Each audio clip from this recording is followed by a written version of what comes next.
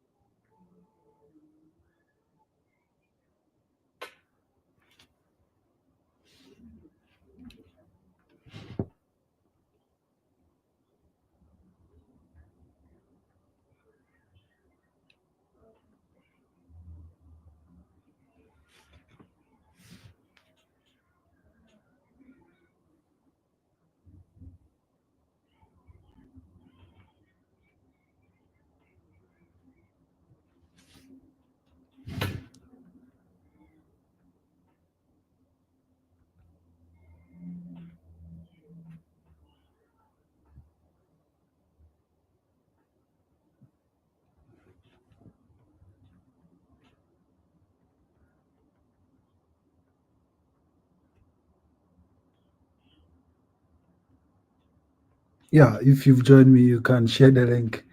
I'll start very soon. I'm still sharing the link. That's why you can see I'm very busy here. Yeah, sorry for being late. I was trying to find the documents that I'm going to talk about today. So, yeah, help me share the link, please.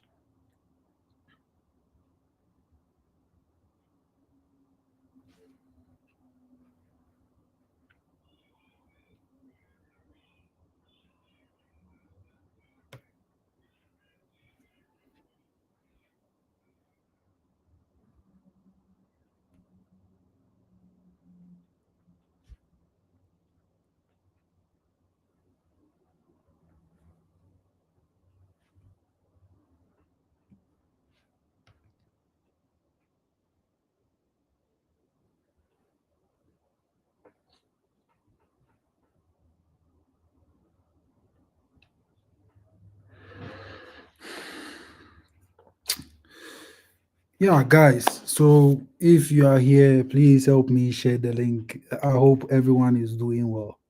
Yeah. It's nice to meet you guys once again. Just yesterday, I had some inquiries or some queries from my team, and they asked me, Evans, can you have a session where you can talk about how to prepare for transcript when you are going for your visa interview? Now, for those of you that this is your first time hearing what it means to have a transcript before you go for an interview, actually, a transcript is like an unofficial document which you are going to prepare. It could be in any form. So you prepare that document, you prepare that outline, and that outline is what is going to help you go for your visa interview and answer to the specific questions that will be asked on that particular day by the consulates or by the VOs, visa offices. So if you are still in the process of searching for schools, if you are just starting, don't be like, oh, this is not for me, so I'm not going to be on the live. No, share the link before you, if you want to leave, you leave. But please don't leave because you will need this, right? And this is very soothing to like always get you guys to interact with you people, right? So, what I'm trying to say is the fact that no matter where you are in the process, you still gonna need this information that I'm coming to pass. Honestly, I try to do 30 to 1 hour today, but I might exceed. I might use 1 hour, 30 minutes because the document that I'm going to use, I realize is very detailed. So we might, spend a lot of time here. But don't worry. There is always opportunity for you to rewatch the video after. But yeah, before we start, it's 1:20. We're going to start in the next 2 minutes, but you want to help me share the link so that other people can get access to this feed, right? No, other people can get access to this feed. So help me. Hello, please. I've sent an email for me to be added to the new group, but not gotten any response yet. Yeah, you hear from me. Here is still in the afternoon. It's 2 p.m. here. So don't worry, I'll do it. I'll send you the link before you sleep. So Pinky promise. I'll send it to you before you sleep. So be expecting my message. Yeah, so we are going to start. Like I said, very soon we are going to start. We are going to start. We are going to start.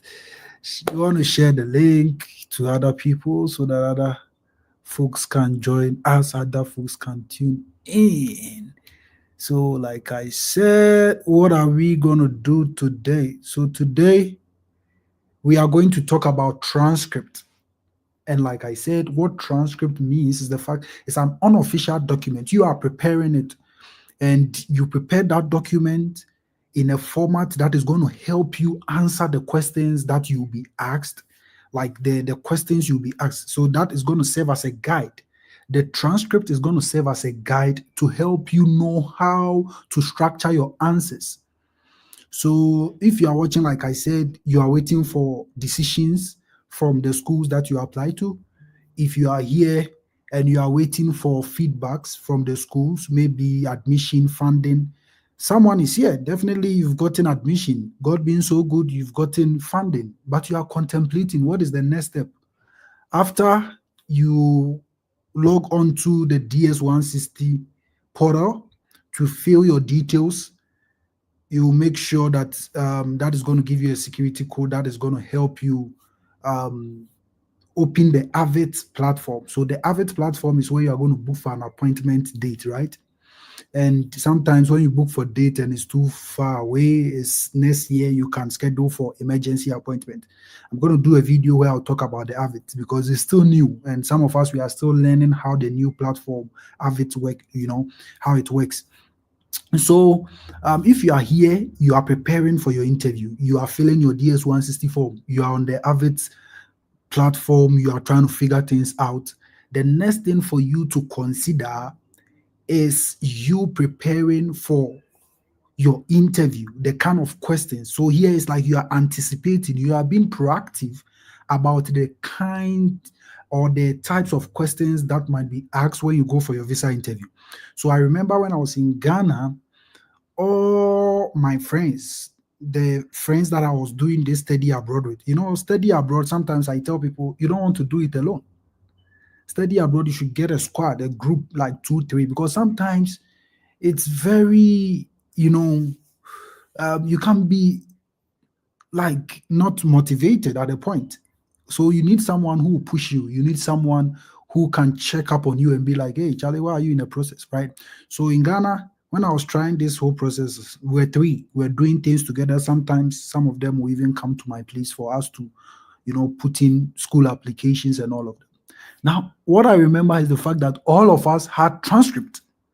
We had transcript as to how we were going to answer the questions that were going to be asked on that D day. Everybody must get one, and that is what prepares you. Some of you are here, you've started joining some free mock sessions. You go there, you are intimidated by how people are speaking up. I'm going to why did you choose the US and not Nigeria? I chose US because of their, robust academic syllabus. I chose US because, people will be rattling like that. Sometimes you get scared, say, hey, where did these people learn it from? They have transcript. So they've prepared and they've answered certain potential questions that the VO or the consular might ask them. So some of them, they have it, and even if they are asleep and you wake them up from sleep, they will still be able to recite it. But you have to know today, I'm going to let you know that it's not about recitation. It's about how you tell your story and how relatable it is to you and how convinced that is going to sound in the ears of the VO, right? So today, if you check the topic, how to prepare a strategic visa transcript. Like I said, we all had transcript when we are going for our visa interview, right? I'm trying to show this.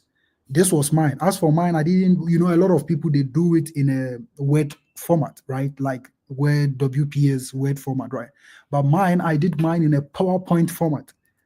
Whatever works for you is fine. Someone can even get a book, a jotter, and write in it, So it's just you going to write certain, like I said, potential questions that you feel the VO might ask you, and you put certain answers there, So imagine tomorrow is going to be the day for your interview.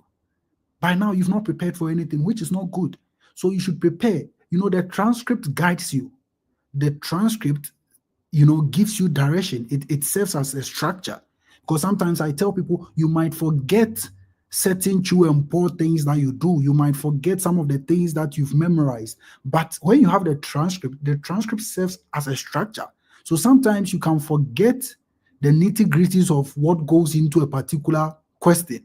But because you remember, oh, you had a transcript, and in the transcript you had a structure, it is able to, remind you, is able to help you to reflect on how you went about that question, and you come back on track if you are deviating. It really helped me. I remember when I went for my visa interview, and the visa officer asked me, what is environmental communication? Honestly, I had no idea. I had not put that question on my transcript. I didn't prepare for that question. So when the visa officer asked me that question, I was a little bit like, I was off guard. Like, I didn't know how to answer that question, but I was very proactive and smart, and I knew the structure of my transcript. So quickly, I just, um, improvised and said something, and it really worked for me. So, like, you have to get a transcript because, like I said, it's going to guide you with your visa process. So, wherever you are watching from, you want to share, and please keep sharing before I start the main point. So, if you can see wherever you are watching from, it might be a little bit blur, but I'm showing you the transcript, like, and this is what I use. So you can see I use PowerPoint. You can see. So you put the question and you answer the question by yourself, because basically that is how you would love to go there and answer the question. So you see, this was how I did my transcript. You can see it, right? This is how I did my transcript. This is how I did it. You can see that. A lot. Yeah. So today I'm going to take you guys through the transcript, what I did. So if I take you through, you can also, like I said, revisit this video and use it to draft your own transcript, because that is what is going to help you. If you join my free mock session, we are going to ask you questions, and we don't expect that you come there and you don't know what you are talking about. Have a transcript, because the transcript is what is going to help you answer the questions that we, the views, if I say views, quote unquote, because we are not trained or professional views. We are just doing what we do from our experience. But like I said, you don't want to come for us to prepare you for your visa interview. We ask you questions and you don't know what you are saying, because sometimes it wastes time, it wastes other people's time. So this video or today's live session is to help you draft your transcript, potential questions to potential answers. so that you become abreast and acquainted with the kinds of questions that the viewers are likely to ask you and how you are going to approach those questions. Because when it happens like that, like I said, it helps us as well. Because sometimes people come to the mock session, you ask them questions and they are fumbling, they don't know what to say, they don't have any idea. No, it shouldn't be like that, because sometimes if we have to wait and try and prep you during the meeting, like I said, if the meeting was scheduled for 30 minutes, by the time we finish, it's going to 2 hours, because we have to take people through the process by and by, which sometimes wastes time. So today's video is to help you draft your transcript, your visa transcript, you know. And please, let me sound this caution. Your visa transcript is not to be taken to the embassy. You shouldn't take it there. It is something that is going to help you prepare for certain possible questions that the consular might ask you. You don't have to necessarily take it there.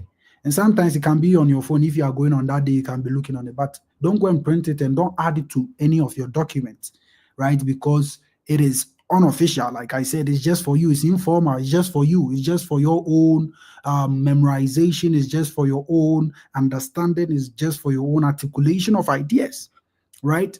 So let's zoom straight into it. Today we are fortunate because I have two samples here.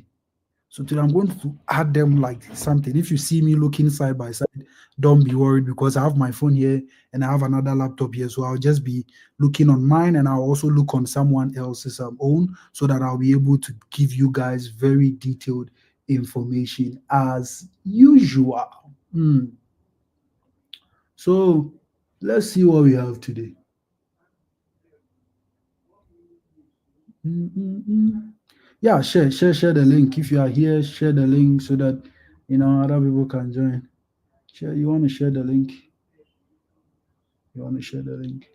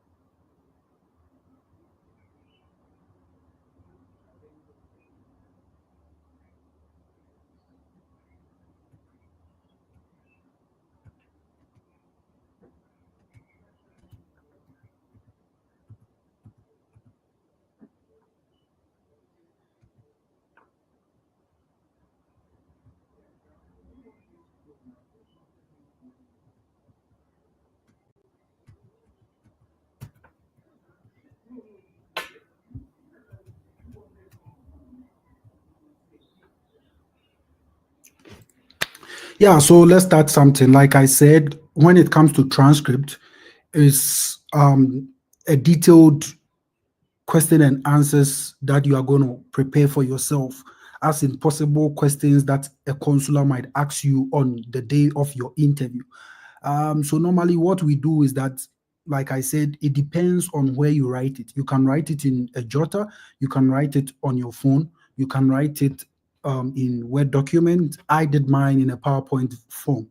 So I was always prepping myself with that. And anytime I joined mock sessions when I was in Ghana, I was, building on it, because sometimes you come to my mock session and with the transcript you have, I'll ask you a question. Why did you choose University of Maine? Based on how you're going to answer, sometimes you might say certain things that I might not be convinced. So I might tell you, can you change this place? If I tell you, can you change? All those corrections, you can't do them just by you hearing me out. You got to jot them somewhere, you got to write them somewhere. So it's the transcript that is going to help you, because you have the transcript, you have the format. If I ask you, why did you choose this school? You are going to answer based on particular steps, based on a particular structure, right? So sometimes if I tell you to tweak it, if I tell you to change certain things, it is the transcript you are going to refer to. It is a transcript that you are going to go back to it and change certain things on the transcript, because sometimes the information that we pass and or the information that we give during the mock sessions, they're a lot. You can't keep all of them in your memory, right? You can't keep all of them in your mind. So the transcript is going to help you to adjust those changes and those suggestions that we make during the mock sessions. So please, yeah, if you are here and you are lost, don't be lost yet, because like I said, today we are looking at how to prepare a visa transcript for your upcoming visa interview. I'm going to use my transcript. I've shown you how I did my transcript. I did it in a PowerPoint form. It's still here. From time to time, I share some on my page. So if you follow me, you can see some of the transcript. The funny thing is that I prepared for almost 20 questions. I have one guy's on here. He prepared for almost 30 to 40 questions. But the truth is, no visa officer is going to ask you all the 40 questions. No visa officer or no consular is going to ask you 30 questions during your F1 visa interview. You are only going to spend for 1 to 5 minutes when you go for your visa interview. You are not going to keep long. You submitted your DS 160. They know stuff about you even before you go.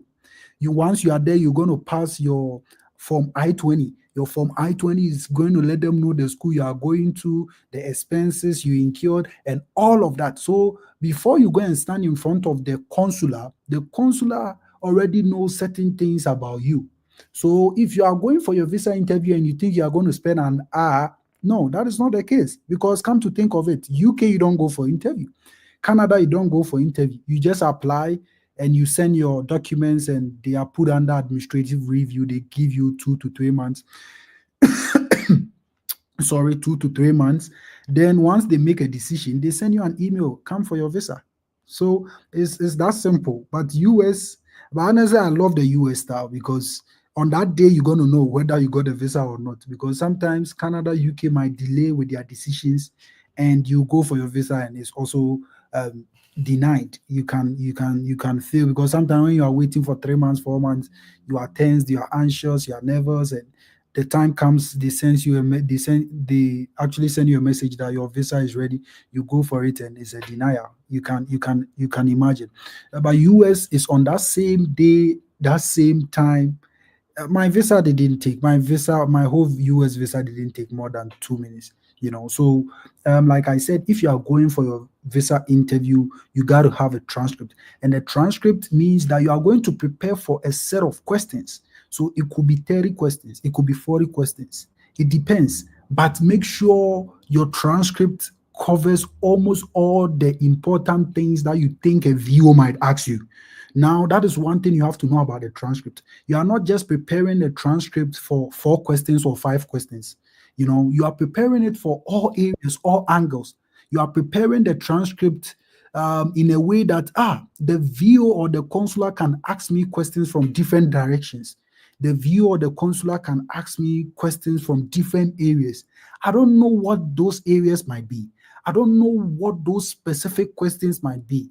So I'm preparing potential questions. I'm preparing possible questions that a viewer or a consular might ask me during my visa interview.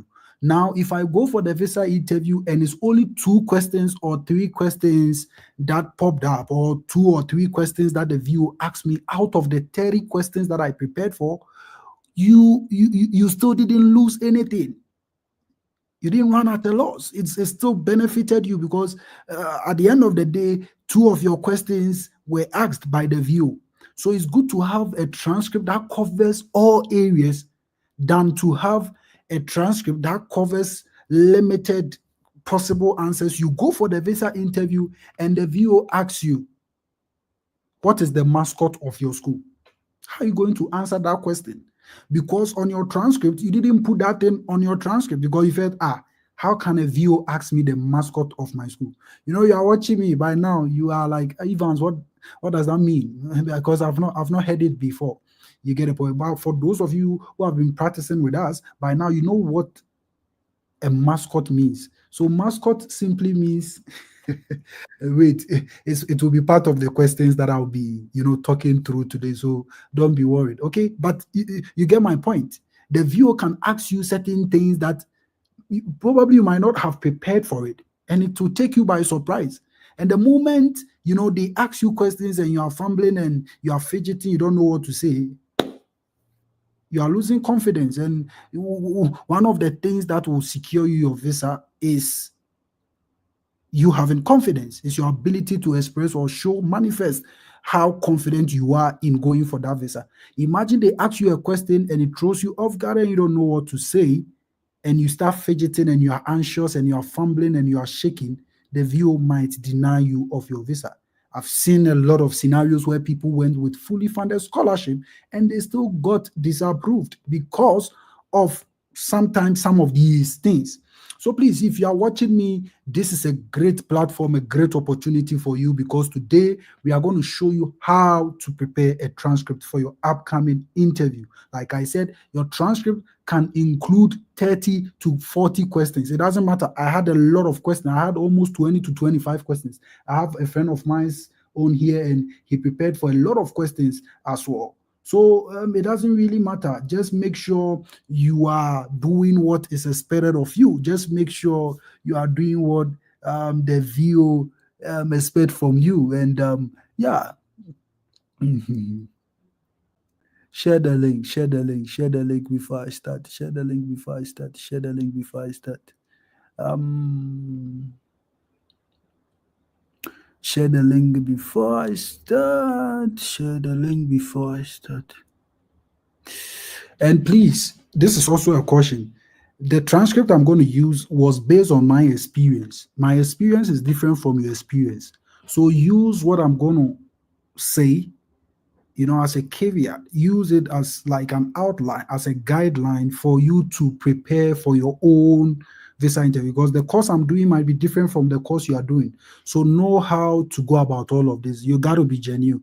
It's not this is not like a one size fit all approach. No, my transcript cannot fit all the categories, because different people are going to pursue different courses. Just that this is an outline for you to think through that, oh, okay, this is how it is done. So you look at my outline, then you do yours. Let's pray. After here, I might drop the transcript of my Facebook and my YouTube channel or page for you to have access to it. It's a bit confidential, but I'll try and do it.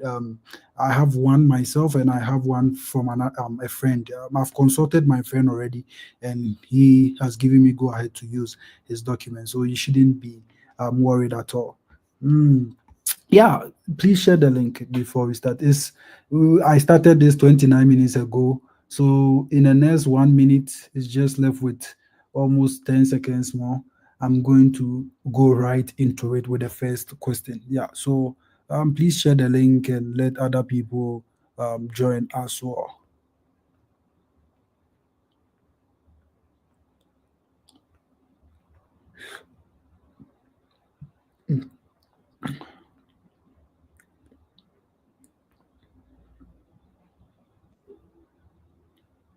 Yeah, I can see some people are requesting to join. Don't worry, I'll give you chance for you to join. Share the link, share it, share the link, share the link. Let me see from Facebook. Share the link. You want to share the link wherever you are watching from. Share the link. Let other people have access. Share the link.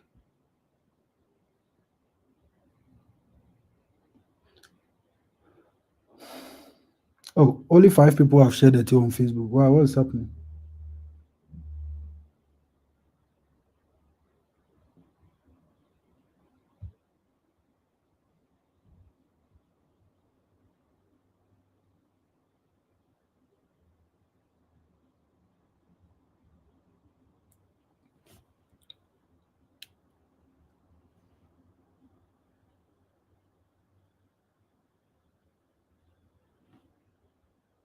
Okay, let's zoom right into it. So I think I've given us the basics, I've given us the foundation, what it means to have a transcript before you go for your interview. So let me just summarize that again before we go into some of the questions. And for time sake, I will not be able to go through all the questions because, like I said earlier, the questions are a lot. So the transcript is going to be a self-evaluation metric. Let me put it that way. So it's like you are going for your visa interview. You are anticipating the kinds of questions that the visa officer might ask you. So you ask yourself, okay, let me get a book and write those questions that the VO might ask me and answer those questions. Because before you go for any visa interview, it is advisable to prep, or it is advisable to let someone you respect or a friend of yours to interview you. You let a friend act as if he or she is a VO or a visa officer. So the person will ask you, oh, why did you choose this school? If they ask you that question, you'll be able to answer that question because of the transcript you had, right? So the transcript is like you are asking yourself questions and you are answering. You are in your own way becoming a visa officer or a consular, and you are in your own sense also becoming the interviewee, right? So you answer your own questions. And like I said, honestly, the visa officers ask four major questions. No matter what, you get one of those questions, right? So I'm going to go with those four major questions before we talk about the other things. So one, when you are drafting a transcript, one thing you should be mindful of, one thing that you should include is why US. The visa officers, no matter what you do, will ask you, why did you decide to pursue a master's degree in the United States? Why did you decide to pursue a PhD or a postdoc in the United States? Why not in Ghana? There is Kwame Nkrumah University of Science and Technology. We have University of Ghana, Legon. We have University of University of UCC, University of Cape Coast, University of Competitive Choice, University of Christ Under Control. We had some names for UCC. Yeah, if maybe you went to UDS or the other schools, maybe you went to, I've forgotten.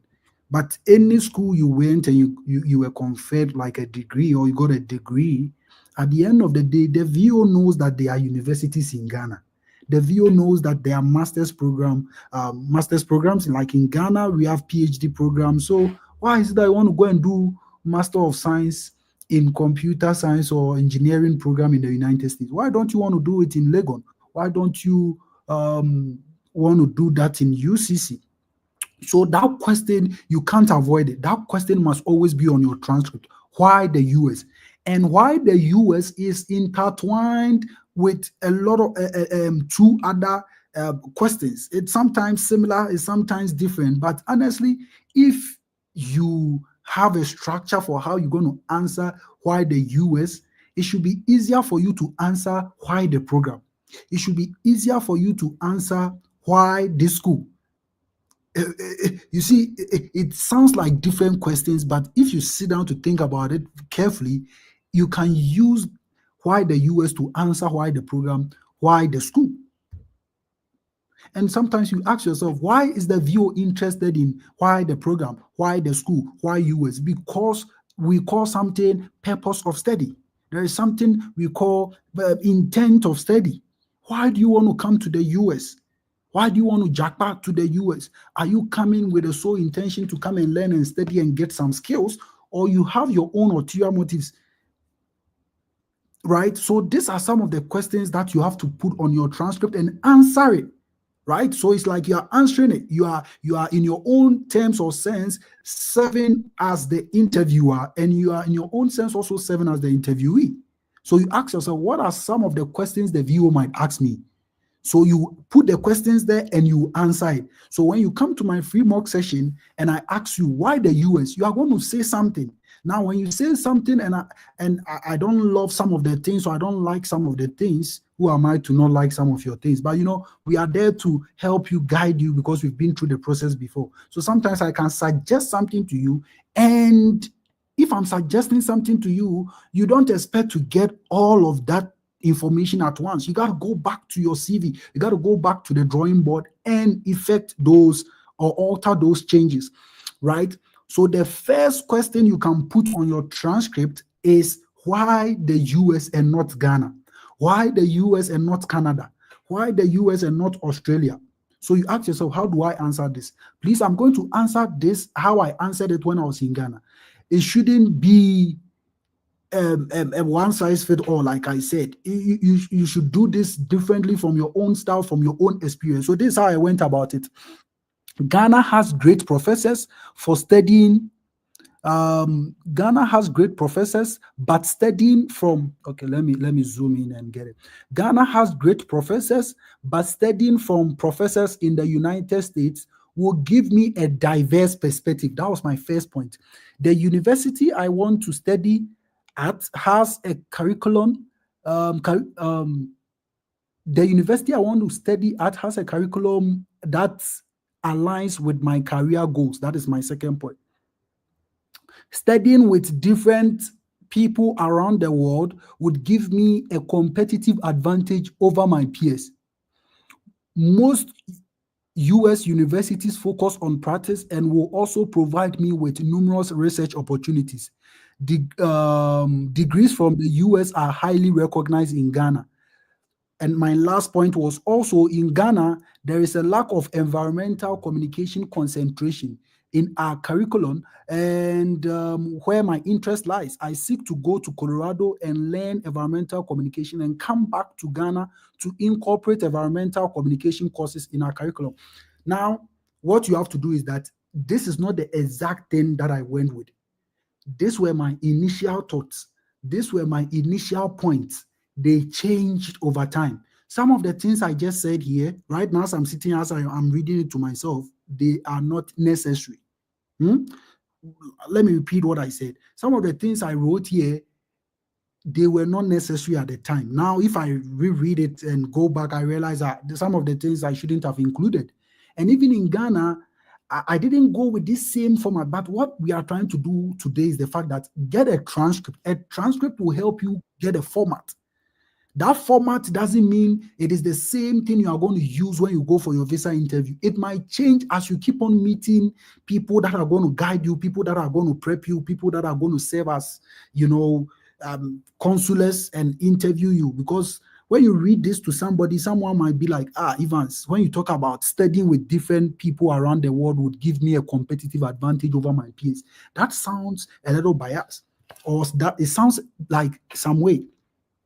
So what I'm trying to say is that the more you prepare your transcript, the more you keep doing interviews, or the more you keep on, prepping yourself with other people, you realize that the ideas will keep changing, right? So let me tell you what I did in Ghana. I'm just saying this from what I remember. Why the US? I chose the US because I got admitted into University of Colorado Boulder, where I've been offered a Masters of Arts degree course in organizational communication or environmental communication. I got the opportunity to interact with a few professors who also showed interest in working with me. And that is what motivated me to come here, to, come do this interview so that I'll be granted a visa for me to go to the United States. I'm just trying to say this from, without looking into anything. That is how genuine it should be like.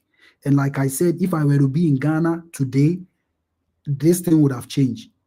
And even in Ghana, this thing changed. I removed a lot of things from it because they were not necessary. Right? Let's go. Now, like I said something, why the US? Why the program? Why the university? Why are you here? Those things can be answered in a very similar but different ways, right? So that is the first question. Now, the second question, what will you be working on, or what is your research interest? The VO can ask you that. The VO can ask you, what is your interest? What is your research interest? Because the program you're going to do, if it's a capstone or is not a capstone, at the end of the day, you have to know what you are going to do. Is it research based or it's not? If it's research based, then you should have a specific area or a specific emphasis in that particular field. So you can ask, the VO can ask you that question. What is your research interest? And you should be in the right frame of mind to answer that question, because if you are not able to answer that question, the viewer might think, How is it that you are going for your visa and you can't answer your research interest? So here, this is what I wrote. I will be working on the role of risk communication and the strategies for effective risk communication. My research focus will be on how to educate miners about the dangers of their illegal mining activities to the community and the need to adopt a more appropriate mining method. This would deepen my knowledge to help solve the demanding problem in Ghana. Coming from a mining community in Ghana, I have witnessed at first hand the use of highly toxic substances, including mercury and lead, to attract gold by miners and after directly dispose these substances into the water bodies, which from which the gold is begotten, right? This unfriendly way of mining has endangered the environment, poisoned water bodies, and killed aquatic creatures. So that is the whole idea of my research interest. Like I said, write, have something written down because that is what is going to shape your thinking. That is what is going to shape whatever thing that you are going to say. Some of the things, me reading it today sounds very memorized, right? How I'm reading. But that is not how I went about my approach because I wouldn't be sitting here talking to you like I'm doing. It changed as I kept on preparing with other people. Because someone will hear this and be like, Evans, this is too much.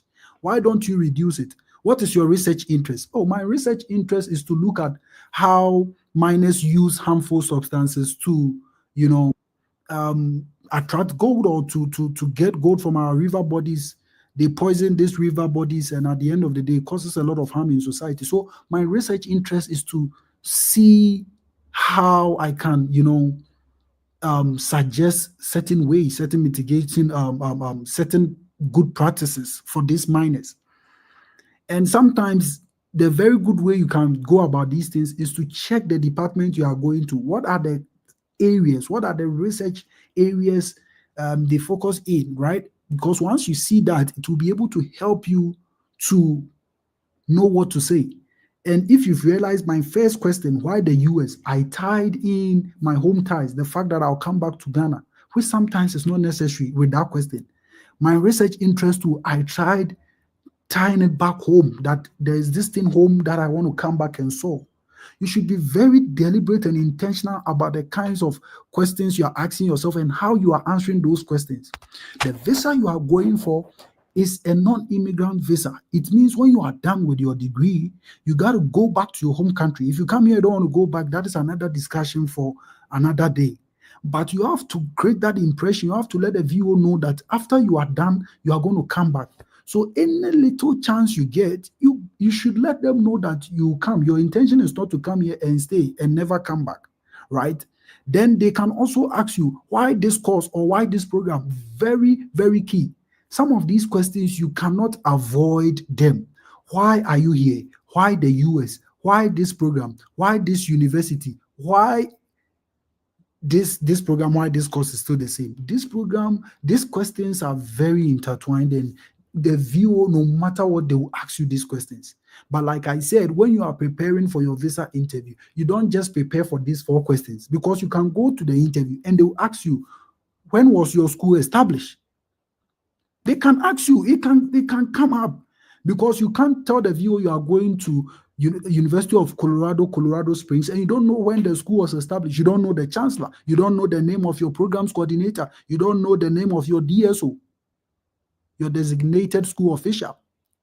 You have to know all those information, because that is what is going to let them know that you applied to the school by yourself and you know what you mean. You mean business. That is why we advise, don't be taking your things to agents and all of that. Only if you trust them, because some of these agents, they will not let you, take part of the whole process. So sometimes they're going to say certain things on your behalf. You go to the visa interview, they ask you certain questions and you are contradicting yourself, right? So that is what we're trying to talk about today. The fact that you have to be very intentional and deliberate about some of these things. So if they ask you why this course or why this program, it's an opportunity for you to let them know, why did you choose the school genuinely? You want to study abroad. Why did you choose that program? So I chose this program because I'm done with my bachelor's, and I decided to further my degree. And I realized I really have passion and interest when it comes to data analytics, when it comes to cyber security, based on some of the fraudulent activities that have been going on in Ghana. I believe going for this program will give me the requisite skills. It will give me the necessary knowledge for me to be able to advance my career part of coming back to Ghana to serve in one of the security firms in Ghana to help solve some of these fraudulent activities. So why this program? You don't just go there and stand there and be like, I chose this program because this program is very good. They don't have some in Ghana. They don't have some anywhere else. The way these professors are good, and they have good professors, and me going to study under them will help me. Like, no, that is not. That is too generic. The reason why I'm doing this today is to let you know that your transcript speaks to how genuine, how specific, how personal the study abroad journey is to you. Because you are going with your story, you are not going with a story that someone has written. And you shouldn't say something that if the viewer goes online and search for it, he's going to see it. Talk and let the way you're going to talk, express yourself, and let the way you're going to express yourself be very, very, very, very personalized. VO can ask you, why did you choose the university? Someone can be like, I chose the university because they are very good, they have good courses, and one of my friends went there, so he recommended the school to me. You know what? I was checking the school app on Google, and I realized that they have good school sporting activities. Hey, what are you talking about? Those are generic things. Those are things that are too general. Be specific. Why did you choose this school? Right? I chose this school because of their flexible curriculum structure. I chose this school because I got into contact with this particular professor whose research interest aligns with mine. So I want to go to that school and learn from his expertise. I want to go to that school and learn from his tutelage, be under his tutelage. Because after, it's going to give me the skills. It's going to give me the advanced knowledge to come back to my home country to set up this business, to address this particular issue. Is it not beautiful? Is it not beautiful? So you should be very genuine and personalize these things, right? That is why you have to involve yourself in the whole application, in the whole study abroad journey. Because if you don't, some of these things you will not be able to say it. And the more you personalize these things, the more easier it becomes for you. So when I was going for my visa interview, I prepared for almost 4 months. When I was going, I was very confident, and I knew 99.9% I was going to get my visa. Why? Because of how I prepared and because of how convincing I sounded those days. I did interview with like 2-3 people, and the moment they hear me, they say, why are you even doing this interview? You've gotten your visa. Why are you doing interview? You've gotten the visa. Because I practiced it. It became part of me. If they ask you, why are you here? You can go with the short version or the long version. I'm here to be interviewed for my F1 visa. Sometimes, for some of us that we wanted to use a particular strategy, we were not going to say, I'm here to be interviewed for my... The VO knows you are here to be interviewed for your F1 visa. So go with the long passages. Go with the long sentences. If the VO doesn't want to hear more about that, the VO will cut you. The VO will the VO will just interrupt when you are speaking. So the moment you are speaking a lot and the VO interrupts, it should send a signal that the VO wants straightforward answers. The VO wants direct answers. The VO doesn't want you to be beating around the bush. But you are also not beating around the bush. You are trying to pack all of the things that the VO might ask you, it's just like open-ended questions where you think based on how you answer a particular question, it's not close-ended or whatever, right? So because the question is not closed, it means the VO can ask you another question. So you want to position yourself in a way that you answer the question and you leave no room for the VO to ask you other questions. So why are you here? I'm here to be interviewed for my F1 visa, which will give me entry into the United States. I applied and got accepted into University of Maine, where I'm going to study Master of Science in Computer Science. I was able to contact some professors whose research interest in data analytics and robotics aligns with mine. And I believe going to work under this particular professor will help me gain skills to come back to Ghana to set up my own company, where I'll be teaching girls how to code, where I'll be teaching female students how to code, because I realize there's a huge gap in Ghana where we don't really focus our attention on. It is beautiful. It is brilliant. You've used one question to answer 4 questions. You've used one question to kill 4 questions because they ask you, why are you here? And based on that, you answered purpose of study, the reason why you are going to the United States, because you got admitted into the Master of Arts program in computer science, right? Purpose of study. And you're also letting them know that someone's interest aligns with yours. You believe going to learn with that person will give you skills, purpose of study, intent of study. And you also let them know that, oh, after you are done, you will come back, which is very key. It's a non-immigrant visa. You have to let the viewers know that you come back to your home country. So you've used one question to answer 4 questions. And sometimes once you are done, the viewer will be like, then the other question that will follow up is, I can see you have funding. How did you get this funding? Sometimes they will not even ask you. I can see you have fully funded scholarship. Brilliant. Take this white paper. Your visa has been approved. Just one question. Do you know why? Because the viewer just asked you one simple question and you decided to talk plenty. And after you were done, you realized that your talking plenty helped you to answer other questions the viewer might have asked you. So always go read the room, read the environment, read and do what works for you. I know people who go, they ask them, why are you here? I'm here to be interviewed for my F1 visa. It works for them. But I didn't do that. When they asked me, why are you here? I talked long. And I have people that when they were talking plenty, the viewer cut them and they're like, they went to the next question. The moment you see that, know that the viewer don't want you to be talking a lot. Just go straight. Why are you here? Simple. You give them, I'm here to be interviewed for my F1 visa. Why did you choose this school?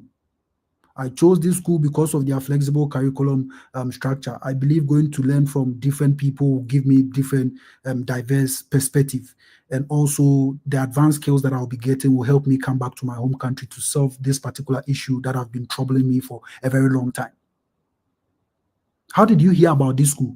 Oh, I was searching on US.news and I saw this school and I just searched into it. I realized they had certain programs that are aligned with my interests. Or you can be like, oh, I was searching on Google. You can be like, I heard it, on TV or my professor recommended it to me. And I decided to search on the school's website to see if they have interest or if they have programs that aligns with my interest. These are some of the questions that they will be asking you. Where did you work or what are you currently doing? They can ask you that question, so you put it there. If they ask you, where do you work? Let them know where you are working currently, And sometimes they can ask you a question. Imagine you completed bachelor's in 2022 and you are coming for your visa interview in 2025. There's a gap here. So they will ask you, what have you been doing? You said you completed school in 2022. From 2022 to 2025, what have you been doing? Because the viewers don't want someone who doesn't know what they're about. You are done with school, you didn't even work, you just want to go straight to the United States. Let them know that you've been working. Sometimes people will be like, Evans, I've not gotten a job, but probably you've done some volunteer. All those things are work. You want to like show the viewer that you've been working, you've been doing something. You're not just idle, right? Because if you create that impression, it might go against you one way or the other. So there's a gap year from 2022 to 2025. There's a gap year. Now you have to let the viewer know that you've been working, right? And sometimes that job you are doing might not necessarily align with the course you are going to do, but it doesn't matter. Let them know that you've been working, right? It shows how responsible you are. So I have mine here. I work as a teaching and research assistant at the Department of Communication Studies, where I assist Professor Francis Marfo in teaching freshman courses such as Introduction to Broadcast Journalism, Communicative Skills, and Communication and Society. I also grade students' assignment and help to organize lectures as well. That's what I was doing. So I just, put it there like that. Get a transcript. The transcript is going to serve as a structure. It might not be perfect, but get a transcript. It might not be perfect, but get a transcript because that transcript is going to serve as a guide. It's going to serve as an outline. You don't just barge into a visa mock session and they ask you questions and you don't know what you are saying. You are just fumbling with words. You are just, you don't know what you're saying. And it's like the filler words are just too much. I'm not saying filler words are not good. You can't, it happens. As I'm doing this video, you can see the filler words keeps coming. But please, your visa interview, limit it. I beg you, limit it. You can't go there and be like, within 1 minute you are still saying the more you are doing the visa officer will be doing denial, denial, denial. They will bring you a denial like that. Please. Sometimes someone will ask me, Evans, what if I'm a stammer? I can't really talk like. If you stammer or something, when you go tell the view, please, I stammer a little bit, and I might, I might not be able to answer the question smooth like you. Let them know so that it takes the pressure away from you. Because if you don't let them know, they might think it's pressure. That's why you can't talk. But maybe it's also something that you feel is a part of you. You can't do anything about it. Now let's go to the next question. They can ask you, I've mentioned that already, why the school? And even why the school, like we have a lot of schools in the United States. So why did you choose that particular school? And it goes on to another question where they can ask you, how many schools did you apply to? And sometimes there's this tension. People are like, Evans, how many schools should I mention? Please mention the school you apply to. Just that sometimes we say if you just apply to one school, it's not advisable to say one school. Just say two schools. I applied to two schools. I got admission into one, but they didn't give me funding. That is why I didn't go to that school. But Illinois State University, they gave me admission and funding. And also, I really enjoyed how they were communicating with me. They really showed interest in my application. So that is what motivated me to apply to that school. Let the team be engaging. Let the team be very interactive. Don't go there and be too strict on yourself and you are sounding like a robot. And excuse my language, it's just sometimes it's really painful. Some people are having good funding opportunities, they have scholarship, they go there, they fumble, and they get denied. It's really hard. Now let's go to another question.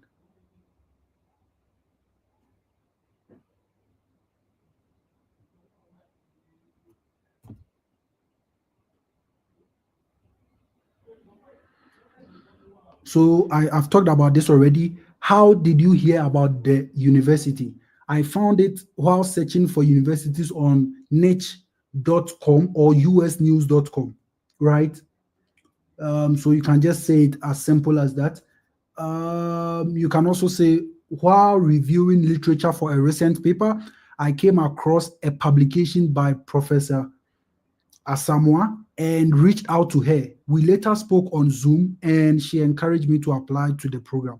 That is how strategic you can be with answering this question. Now, they can also ask you this question: what is your study plan?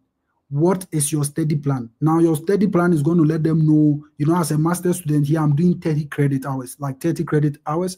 So, for the past semesters, I did 27 credit. This is my last year. So, I'm doing just one course, which is 3 credit, right? So your study plan is going to let them know how many credit hours are you going to take. Like I said, most master students, if your program is 2 years, you're going to do 30 credit. Most people too will do 32, 33, 34. It depends on every school. My school is 30. So if they say study plan, they want to know. You can't tell the viewer, you can't let the viewer know that you are going to a particular school, yet you don't know the study plan. No, that is impossible. Like it shouldn't be the case. How do you tell the viewer you got admission to a particular school and they are asking you the study plan and you don't know what to say because you say I didn't prepare for this? No, you should. Me, I knew the history of my school. I knew those information. When I was preparing for my visa interview, I knew certain questions were irrelevant, but I still prepared for it because honestly, I didn't want to go there and knowing where I'm going to get my visa because I was fully funded. They'll ask me one simple question and I wouldn't be able to answer, and that is going to cause my denial. I was not going to afford that kind of misfortune at all. So I prepared for certain questions. They were unimportant, like I said, but I still made sure I prepared for those questions. So if they ask you, what is your study plan? This is not about your reading skills and how you study in the morning and in the evening. No, that is not it. Oh, I beg you. Your study plan is the fact that you tell the view, my program requires I take a minimum of 9 credits every semester and a maximum of 72 credits for my entire PhD program, or a maximum of 30 credit for my entire MA program.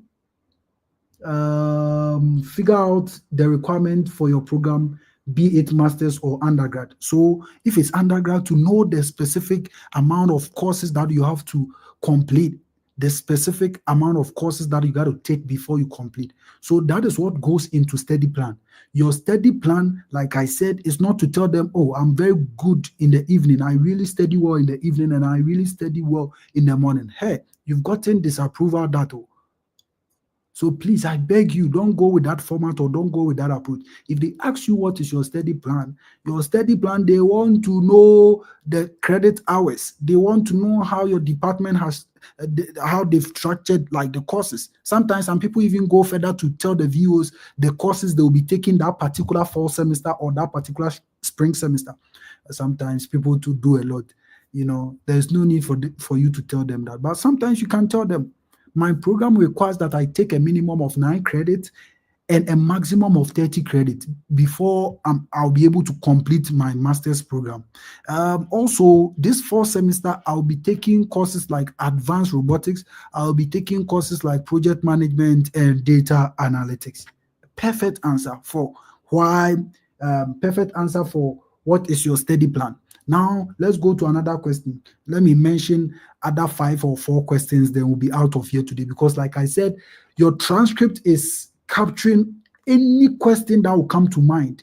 Your transcript is capturing all the possible potential questions a consular might ask you, knowing very well that when you go for your visa interview, they just ask 4 major questions. No matter what, you can't run away from those questions. Why the school? Why are you here? Why did you choose this program, or why did you choose this course? Why not Ghana? Why are you going to the US? And most definitely, they will ask you who is going to sponsor your deficit, or who is going to take care of your deficit, or why, how did you get this scholarship? Oh, I got this scholarship because I got first class or second class, and I also submitted a very competitive application package when I was, hunting and searching for schools abroad. And the department reviewed my document and were pleased with the kind of documents that I submitted. So upon review my document, they also scheduled a Zoom meeting with me. And after the Zoom meeting, they got impressed and they gave me this scholarship. As simple as that. How did you get this scholarship? Oh, I'm too good. I'm a very sharp and brilliant student. That is why I got this scholarship. No, that is not a very tangible reason, right? So try and add a little flesh to it. The fact that, oh, you submitted a competitive application package, including your statement of purpose and your academic CV. So your department, loved it. They loved your qualification and your experiences. And because of that, they scheduled a Zoom meeting with you. And after the Zoom meeting, you were able to impress them. And that is how come you got the scholarship. As brilliant as that, right? So the reason why I don't want to do everything with you guys is me, I'm a content person, right? Sometimes I take some of these questions and I do like these short videos for how to answer your visa questions. So I don't want to answer all of them. If I answer all of them here today, that's all. If I got TV, that's it. If I got online, that is it. So I'm just mentioning some of them. Let me mention 5 more. Then um, let me mention 5 potential questions you can ask yourself and answer. Then we can take 1 or 2 questions and close for today. Today was just to caution people, for people to know what goes into this. And I pray God touches my heart. I might put my transcript online for you to look at the format or the structure. But that is not to say that is the caveat. That is not to say that is how it should be like. No, look at it and use to structure yours. You look at the format and use that format to structure or position your story in a very special, unique, peculiar way that speaks to your own personal stuff, right? So let me ask 5 more questions, then we'll close. Because, like I said, I have 30 here, I have 40 here. I can't say all. It's a lot.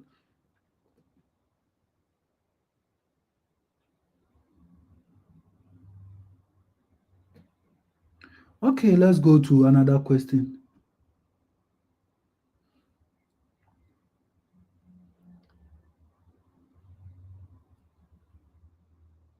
So the visa officer can ask you, will you be returning after your program? One of the very controversial questions.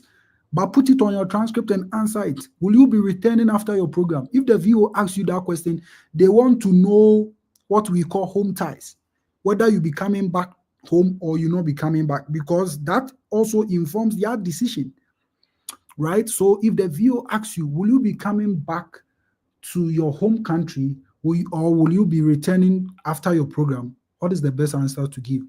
Very short.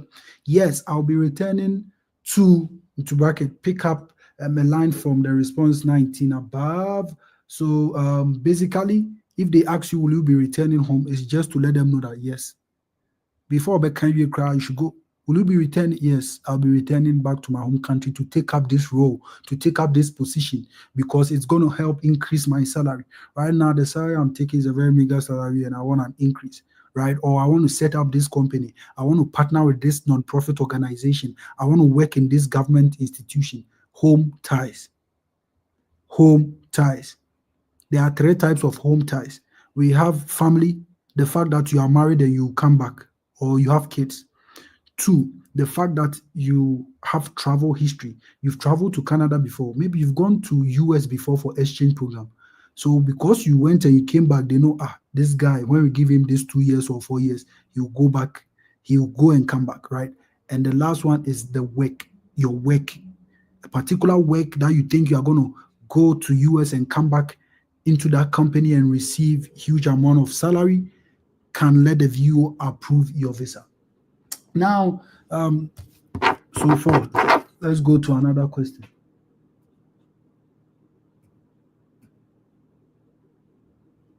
Who is your sponsor? Who is your sponsor? Or who will be sponsoring your education or your studies? The question they usually ask,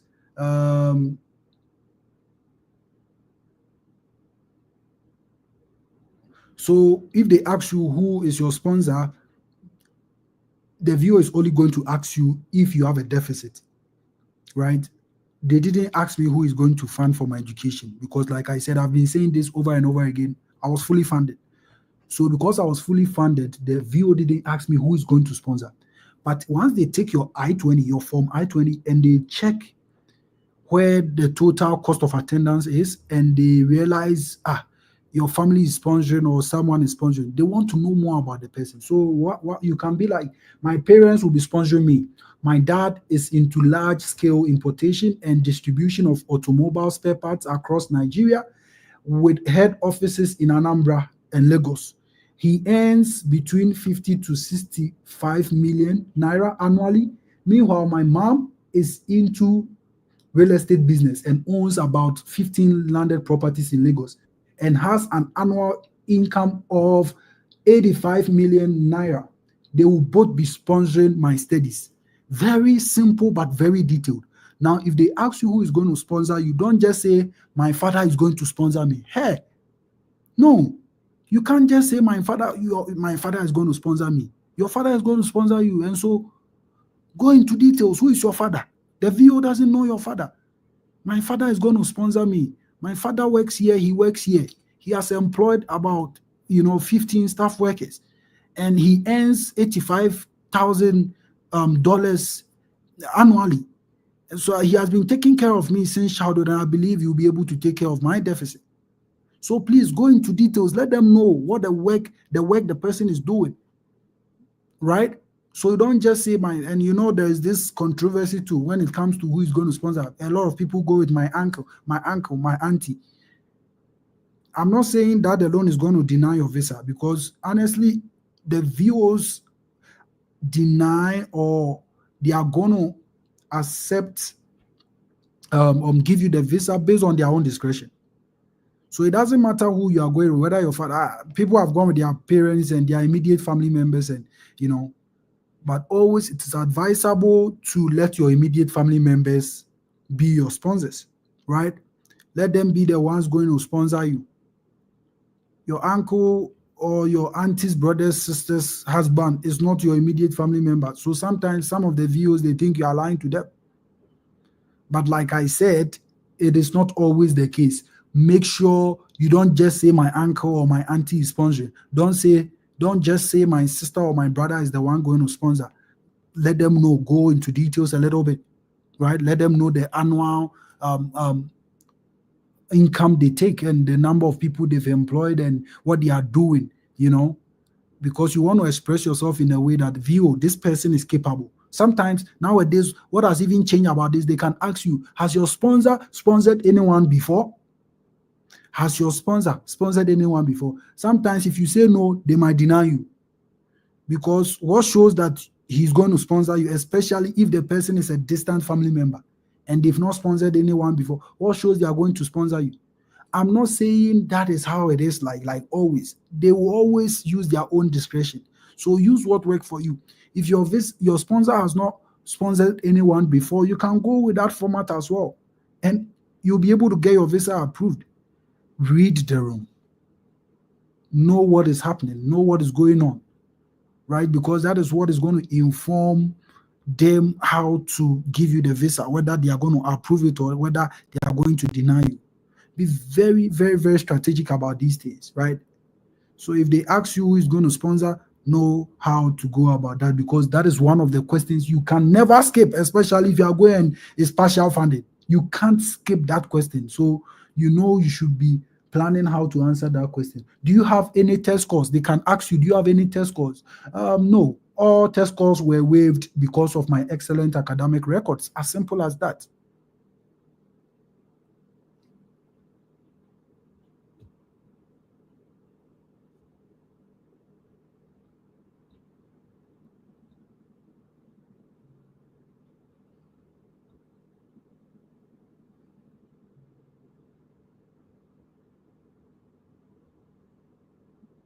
They can also ask you this strategic question: what would the course or program do for you?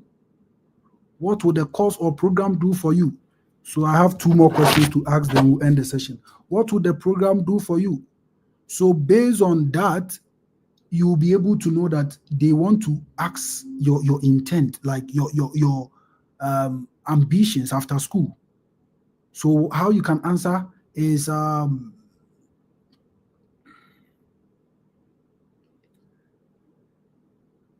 so if they ask you what would this program or what would this course do for you, you can be like, the knowledge, skill set, teaching and research experience that I will garner from the program will enable me to assume a senior lecturer role or position and set up my own research lab here in Nigeria, which will be dedicated to the fight against health misinformation after my graduation.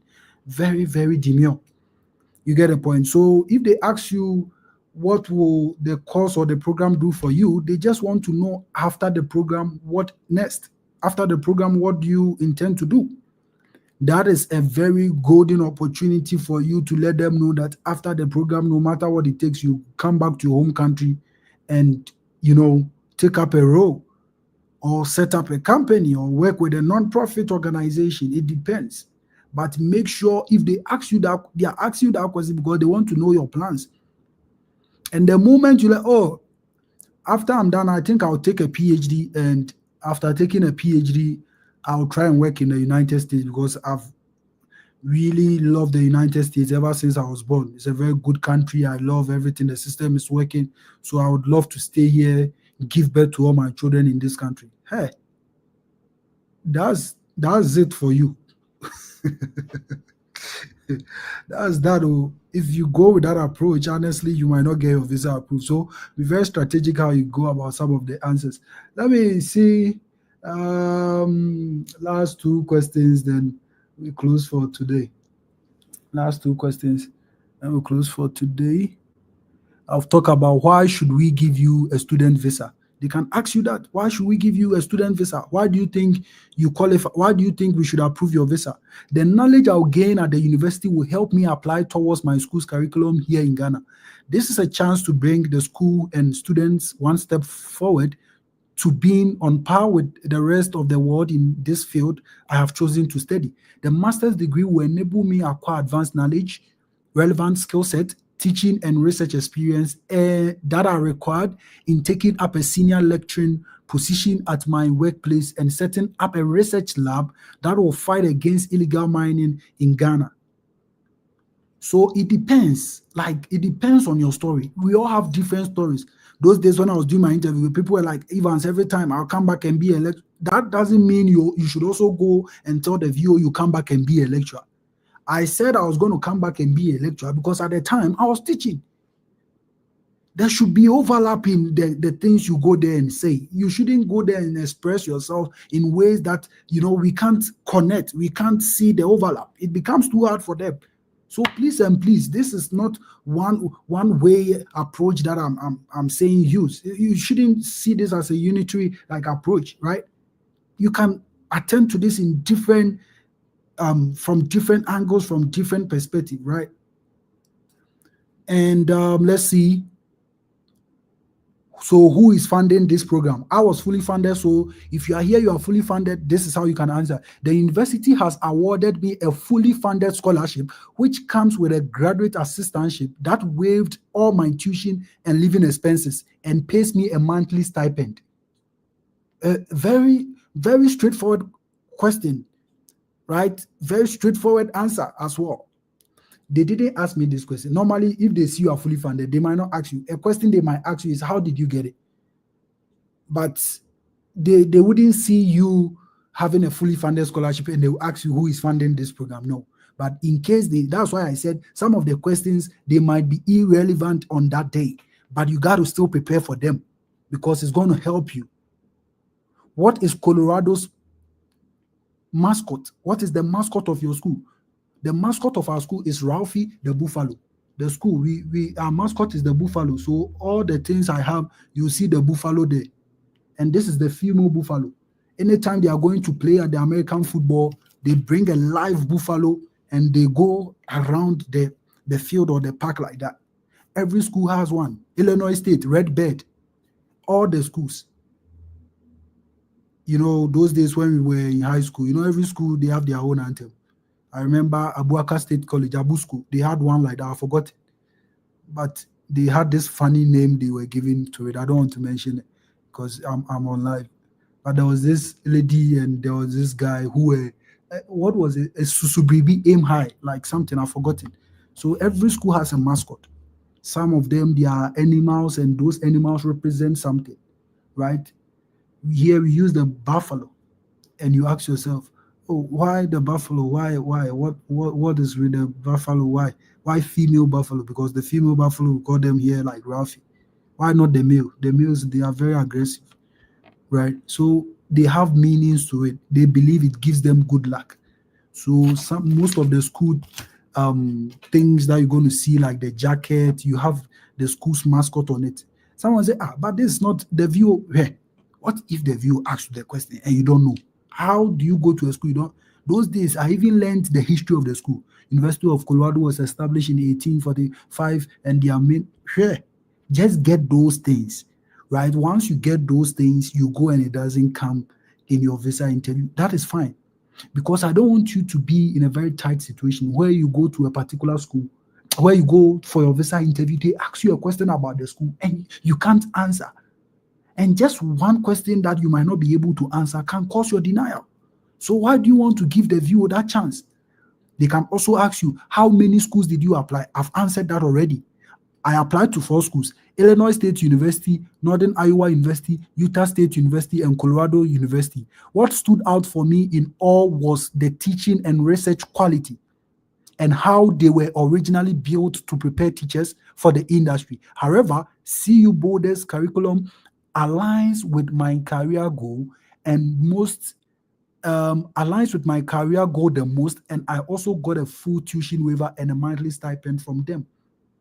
Now, if you've been following me for a very long time, you realize that I didn't apply to 4 schools.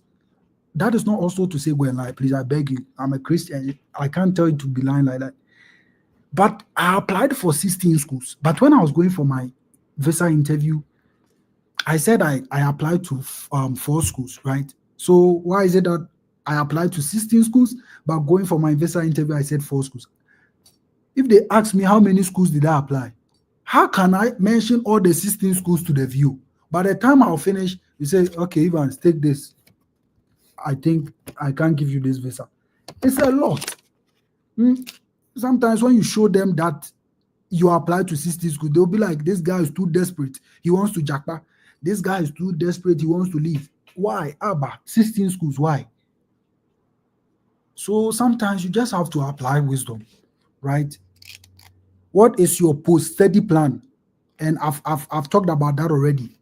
Sometimes how they ask the question is very is the same question which demands the same answer. And some of the viewer, they are very smart. They can ask you different questions that demands the same answer. But if you are not careful, you misinterpret it and you misunderstand it and you say something to confuse yourself and the viewer as well. What is your post-study plan? Is the same as what is this program going to do for you? What is your career plan or goal? So it's the same question in one. What is your post-study plan means after school? What do you want to do? It's the same as what is the program going to do for you? It's the same as what is your career goal or your career plan. Upon completing my program, I will return to my current place of work, Methodist University, to take up a senior lecturing role at the Department of Communication Studies. I will be effecting change in the curriculum to accommodate courses and concentration in environmental communication. I will also help train my students in communication to be very competitive in the job field. You get the point. Tell me about the university or tell me about the school. Some of these questions, like I said, they might not ask you. If they say, tell me about the university, they are talking about your school. Like, give them a brief history. This is how I went about it. CU Boulder was established in 1876. It is a comprehensive public university and a major research and teaching university. Its 600-acre campus is in Boulder, at the foot of the Rocky Mountains, 27 miles northwest of Denver. CU is regarded as one of the only 35 U.S. public research institutions in the Association for American Universities, AAU. Faculty in the department are among the most prolific scholars in communication, with the National Research Council, NRC, awarding the department a top 20 ranking for research productivity. The student body consists of people from diverse backgrounds, which fosters the development of a multicultural academic community that enriches students' educational experience. This is a place that will help me thrive and contribute enormously to my career goal and my career pursuit, to my academic pursuit. That is too much information. And this thing is not my own, formulation of this kind of. It's on Google. When you go to your school's website, you see their history, right? So what you want to do is that just go on Google, check. You see your school history. At least get an idea of this. Get an idea. I'm not saying go and write these plenty things, because I had an idea that no matter how the conversation was going to be, so I prepared myself in a way that no matter how the question was going to be, I was going to get something to answer. And that is how come they asked me a question that was not on my transcript, and I was still able to improvise and give them an answer which gave me my visa, which got me my acceptance, right?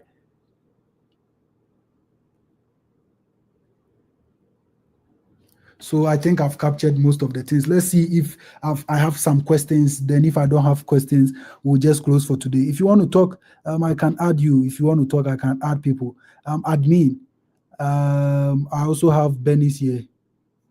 If you want to talk, yeah. If you want to talk, please, you can come on board so that you talk. But I'm done. It's getting interesting. Yeah, it's getting interesting. Caleb Frimpon, I see you. Says Allah. Yeah, you are doing good work. Thank you, my brother. Please, how do I get to be interviewed?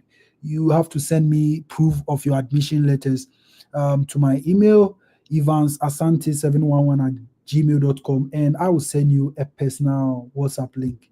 Why this school? Why this program? The same, it's very similar. Why this school? Why this program? Why US? So please look at it very carefully. Why US? Why master's program in US or PhD in US? Thank you. I think, yeah, admin was giving us some relevant, good information here. Yeah, so it's one, we spent almost 1 hour and a half, so let's close for today. It was nice talking to you guys. I hope this helps. And I hope this help, and I hope if you are here, you want to be interviewed by my free mock session, you should just reach out to me via my email, ivansasanti711 at gmail.com, and I'll send you a personalized link for you to join. Patrick, do you want to say something? Yes, please. Okay, okay. Thank you very I'm much for listening. giving me this opportunity. I think this is my second time of coming to your page live, and I'm always motivated anytime I get the opportunity to follow you and listen to some of the informative session that you normally give out to the young graduates over here. I am well impressed about your education, and I've taken a lot of things out of it, which it has even given me that the encouragement to communicate to my admission counselor, and she has even assured me that my I-20 will be out probably by Tuesday. So thank you very much, and God richly bless you. Amen, amen, amen, amen. I'm glad you've benefited from this free opportunities we come here. America is time. You know, the more you know how to use time, the more you know how to go about achieving results and productivity in America. But I come here. I said, let me give 2 hours of my time to my people. Let me feed my people small because they came to me yesterday, my team, and they were like, "We've been interviewing these people, and once we interview them, it seems they are lost in the process. They don't know what is going on. So let me come and just share information for people to know what goes into having your own transcript even before you come for us to interview you." So yeah, I'm really happy because sometimes this is what gives us the satisfaction. If I hear things like this, and I will encourage you to keep on keeping on, please. Don't stop. Now things have really changed one way or the other because of Trump's administration. I'm not saying this in a bad way. What I'm trying to say is the fact that there are a lot of amendments that have been issued, and some of them is affecting certain things in higher education here. So now it's not really the same as it used to be 2 years ago. But what I want to entreat you to do is that keep pushing, keep sending the code emails. You just need 1 years from all these schools. You just need 1 years from them, and once you get that 1 years that comes with funding, your visa processes and you going to get your visa is going to be very, very simple and easy for you. So thank you very much, Patrick. Yeah, if you want to join, just let me know, and I can add you if you want to join. Benny Sapon, you have something to say? Benny Sapon. Um, Hi. Yeah, hello. Um, I don't really have anything to say. I just wanted to get an insight of how the whole structure is about, how the interview sessions are done, and all that. And please, was the session helpful? At least, has it been able to answer some of your doubt? Yes, please, it has. It's been very helpful. I started making some notes about them, and you've added certain points to them. So, um, I'll go on and then try and finish my transcript. I Thank wish you you very all the best, Sister Benis. Thank you very much. And yeah, if you follow me on the on social media platform, like I said, I might be touched to put my transcript there. They are very personal information, but don't worry. I have one from a friend that I've consulted. He said I can put it out there, so I'll put it there so that it's gonna serve as a guide. I have watermark on it, so like a logo or whatever they call it. So it's not really going to be a problem because sometimes you put things there, people take it, they post it, and they don't even give you much. any shout out. So yeah, thank you, and I wish you all the best. Thank you, sir. Thank you so much. Yeah, you said you will show your transcript. Yeah, I said if I'm touched. So please add that if I'm touched. If I'm not touched, I might not put it there. If I'm touched. I hope today's session was helpful. I'm glad people are making progress. And that is how it's done, little by little, right? Get there. Little by little. We'll get there.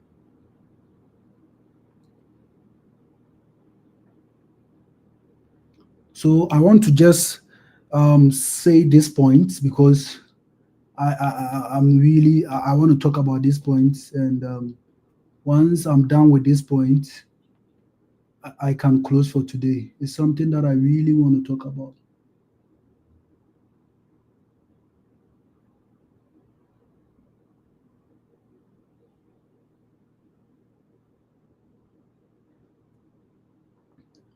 So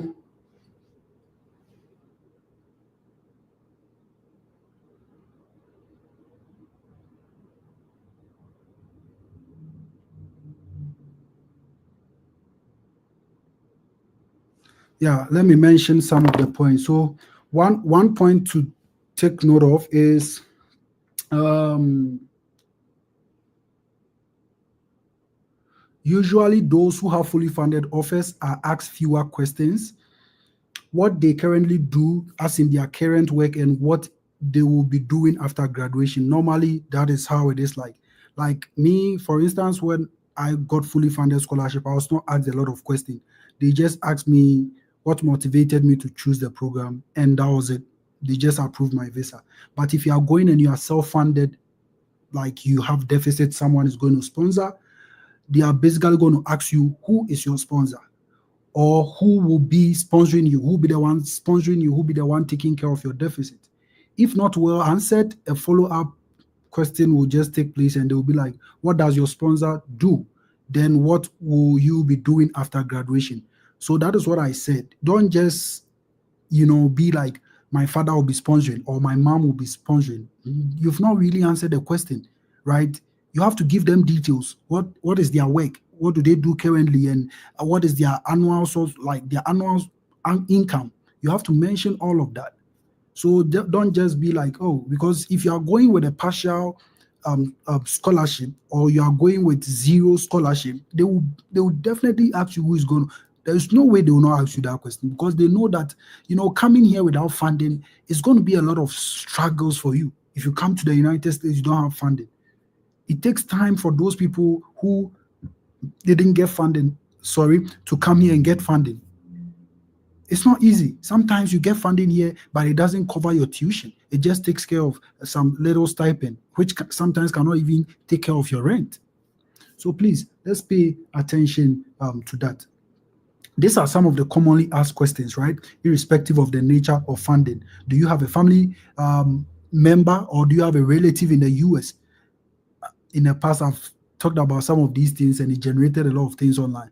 Do you have relatives in the US? Do you know anyone in the US? They are two separate questions. If they ask you, do you know anyone in the US? Don't say, I don't know anyone in the US. For Christ's sake, you know your department chair. For Christ's sake, you know your designated school official, DSO. For Christ's sake, you know some one or two international students. You've been speaking to one or two people in the school. But if they ask you, do you have any relative in the US? That is when you say, no, I don't have relatives. If you have relatives too, and you are bold, very bold, you can let them know that you have relatives in the US. Use your discretion, right? Sometimes they are asking you those questions because if you tell them, I know someone in the US, that is my father, and if I go to school, I'll even go and stay at his place before I go back to, hey,